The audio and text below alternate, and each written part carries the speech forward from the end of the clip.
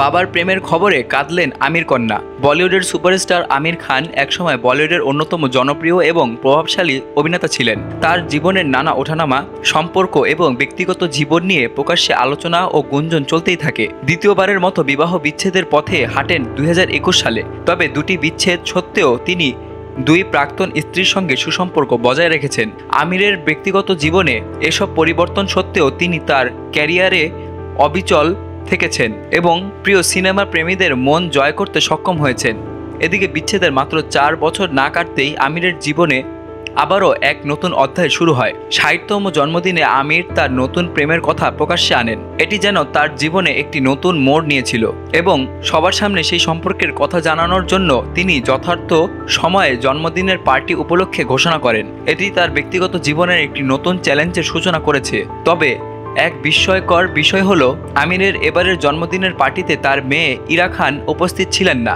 মুম্বাই ফিরেই তাড়াতাড়ি বাবার কাছে ছুটে যান তিনি।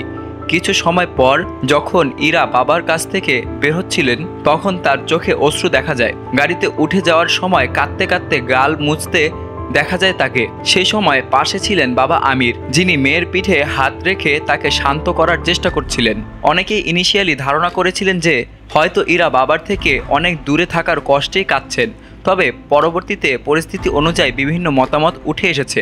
গুঞ্জন শুরু হয়েছে যে আমিরের 60 বছর বয়সে তার প্রেমের কথা জানার পর নাকি কাঁদছেন ইরা। কিছু নেটিজন মনে করছেন হয়তো বাবার তৃতীয় সম্পর্ক ঘোষণায় চমকে গেছেন এবং তাই সেই খবর শোনার পর তার অনুভূতিতে এতটা অস্থিরতা দেখা দিয়েছে। সম্প্রতি এমন একটি ভিডিও ভাইরাল হওয়ার পর ইরার কান্না নিয়ে নানা ধরনের আলোচনা চলছে।